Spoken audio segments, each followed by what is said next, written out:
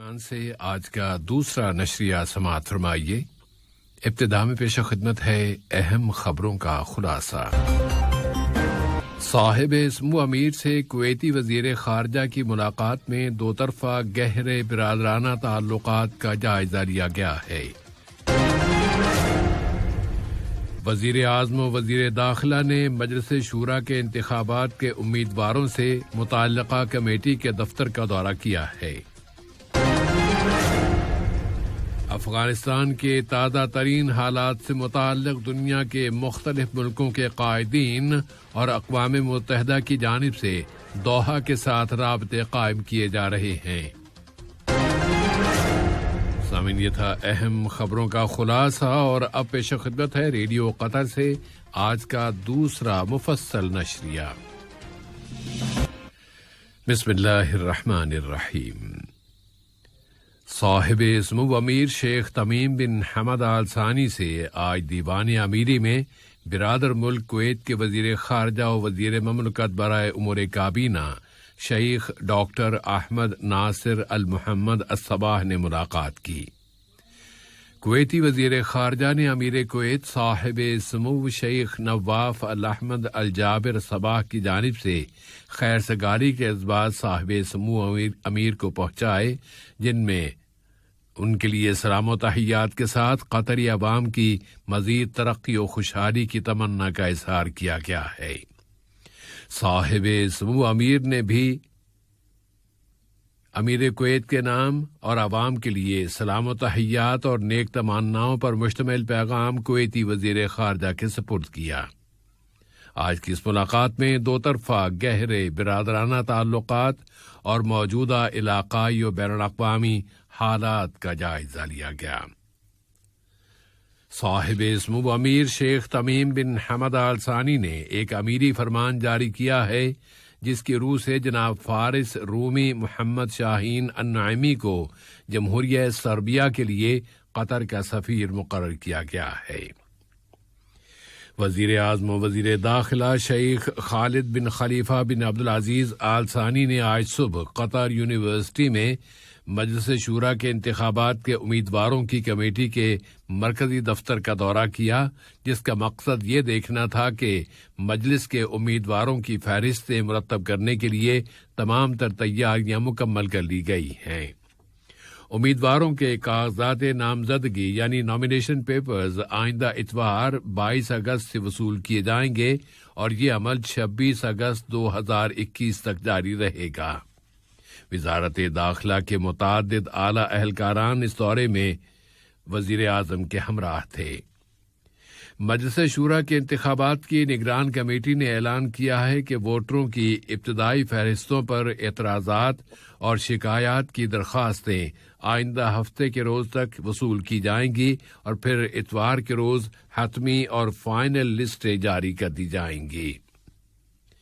نائب وزیر اعظم و وزیر خارجہ شیخ محمد بن عبد الرحمن آل ثانی سے برادر ملک کویت کے وزیر خارجہ و وزیر مملکت برائے امور کابینہ شیخ ڈاکٹر احمد ناصر المحمد الصباح کی ملاقات میں دونوں برادر ملکوں اور عوام کے درمیان گہرے برادرانہ تعلقات، ان تعلقات کو فروغ دینے کے وسائل اور مختلف شعبوں میں تعاون کے آفاق کا جائزہ لیا گیا ہے۔ اس کے علاوہ آج ہونے والی اس ملاقات میں موجودہ علاقائی مسائل اور مشترکہ دلچسپی کے متعدد دوسرے موضوعات کا جائزہ لیا گیا۔ دونوں وزرائے خارجہ نے علاقے میں استحکام کی بحالی کے لیے کی جانے والی کوششوں کو یکجا کر دینے، ان میں یکجہتی یعنی سولیڈیرٹی لانے پر زور دیا ہے۔ قطر اس علاقے میں امن کی بحالی اور افغانستان سے متعلق رابطوں کی رفتار میں تیزی لے آیا ہے۔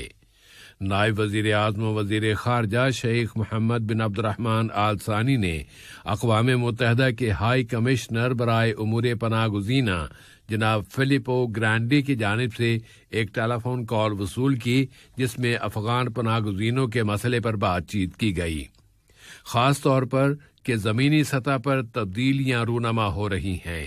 افغانستان کے اندر کے حالات بہت تیزی سے تبدیل ہو رہے ہیں، اور بے گھر افراد کے ساتھ بین الاقوامی برتاؤ کے ذرائع کو امپروو کرنا بہت ضروری ہو گیا ہے۔ ہائی کمیشن نے یہ سفارش بھی کی ہے کہ کسی بھی افغان شہری کو زبردستی واپسی پر مجبور نہ کیا جائے۔ ہائی کمیشن افغانستان کے لیے قطر کی کوششوں کی تعریف کرتا ہے اور اس نے اس امید کا اظہار کیا ہے کہ یہ کوششیں پناہ گزینوں کے لیے بہتر حالات لائیں گی۔ افغانستان میں حالات بہت تیزی سے تبدیل ہو رہے ہیں۔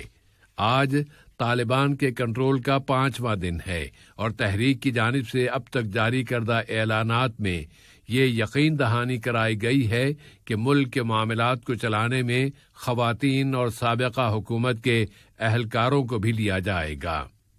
ادھر کابل کے ہوائی اڈے سے غیر ملکی سفارتکاروں، غیر ملکی باشندوں اور ان کے ساتھ تعاون کرنے والے افغانیوں کے انخلاء کا سلسلہ جاری ہے۔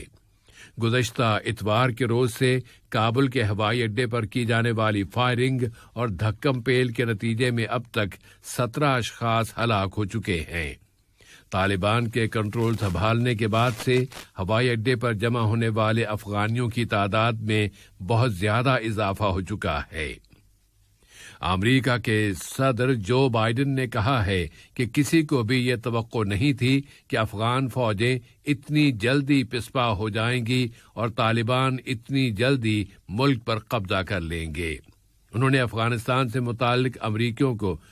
افغانستان سے تمام امریکیوں کو نکالنے کے لیے کہا کہ اگر ضروری ہوا تو انخلاء کی آخری تاریخ 31 اگست کے بعد بھی ان کے ملک کی فوجیں افغانستان میں رہ سکتی ہیں۔ ادھر امریکی وزیر دفاع لوئڈ آسٹن نے کہا ہے کہ طالبان کے ساتھ رابطے ہیں اور طالبان تحریک کے ساتھ کوئی بھی جھڑپ نہیں ہوئی ہے۔ انخلاء کے عمل کے بارے میں بین الاقوامی رد عمل میں ترکی کے صدر رجب طیب ایردوان نے کہا ہے کہ ان کا ملک نئے زمینی حقائق کے مطابق اپنے منصوبے بنا رہا ہے اور انہی کے مطابق وہ مذاکرات جاری رکھے ہوئے ہے۔ برطانیہ کے وزیر دفاع نے زور دے کر کہا ہے کہ اس وقت کا سب سے بڑا چیلنج کابل کے ہوائی اڈے پر جمع ہو جانے والی بھیڑ ہے اور طالبان برطانوی شہریوں اور تعاون کرنے والے افغانوں کو انخلاء کے پوائنٹس تک پہنچانے کے لیے تعاون کر رہے ہیں۔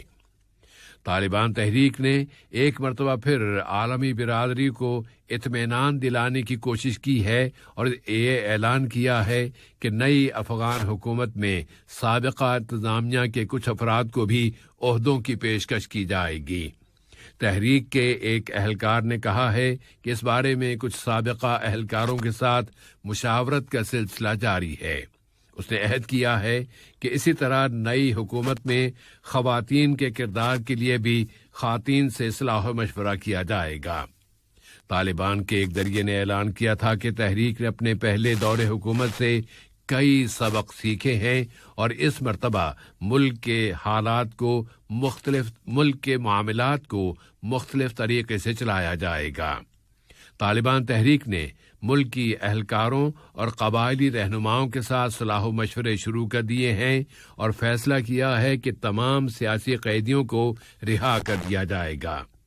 تحریک کے سیاسی دفتر کے سربراہ ملا عبدالغنی برادر اس وقت قندھار میں قبائلی عمائدین اور علماء اسلام کے ساتھ ملاقاتیں کر رہے ہیں۔ آج افغانستان کا یوم آزادی ہے کہ آج کے دن اس نے برطانیہ سے آزادی حاصل کی تھی۔ آج افغان دارالحکومت کابل میں جلوس بھی نکالے گئے اور ان میں خواتین بھی شریک ہوئیں۔ ایک خبر کے مطابق افغانستان کے مشرقی شہر اسد آباد میں نکالے جانے والے جلوس میں کچھ لوگ افغانستان کا قومی پرچم لے آئے تھے، جن پر فائرنگ کر دی گئی اور متعدد اشخاص اس فائرنگ میں ہلاک ہو گئے۔ مسلح افواج کے chief of staff general pilot Ghanim bin Shaheen al Ghanim سے مڈل ایسٹ کے لیے امریکی سینٹرل کمانڈ کے کمانڈر جنرل کینتھ میکنزی نے دونوں دوست ملکوں کے درمیان قائم فوجی تعلقات کو مزید فروغ دینے کے وسائل پر بات چیت کی ہے۔ وزارت خارجہ کے سیکرٹری جنرل ڈاکٹر احمد بن حسن الحمادی سے جمہوریہ چیک کے نائب وزیر خارجہ اور وہاں کی کابینہ کے رکن جناب یان کوہٹ نے دو طرفہ تعلقات و تعاون کا جائزہ لیا ہے۔ قطر نے اپنا یہ مستقل موقف دہرایا ہے کہ وہ تشدد اور دہشت گردی کو مسترد کرتا ہے، خواہ اس کی وجوہات و اسباب کچھ بھی کیوں نہ ہوں۔ وزارت خارجہ نے اپنے ایک بیان میں نائجر کے مغربی حصے میں کیے جانے والے اس حملے کی شدید مذمت کی ہے جس میں کاشتکاروں کو نشانہ بنایا گیا ہے، اور اس حملے میں کئی عورتوں اور بچوں سمیت دسیوں اشخاص ہلاک ہو گئے ہیں۔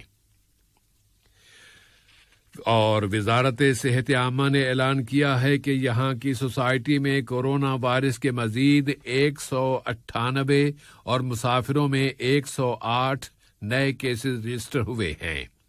اس نے بتایا ہے کہ 241 متاثرین اب صحت یاب ہو گئے ہیں۔ اس طرح قطر میں اب تک اس مرض سے شفا پانے والوں کی مجموعی تعداد اب 2,26,803 ہو گئی ہے۔ اور جہاں تک بات ہے اینٹی کووڈ-19 ویکسینیشن کی، تو اب تک یہاں لوگوں کو اس ویکسین کی 42,02,478 ڈوزز دی جا چکی ہیں۔ اہم خبروں کا خلاصہ ایک مرتبہ پھر۔ السلام علیکم دوستو، میں ہوں شیخ نور۔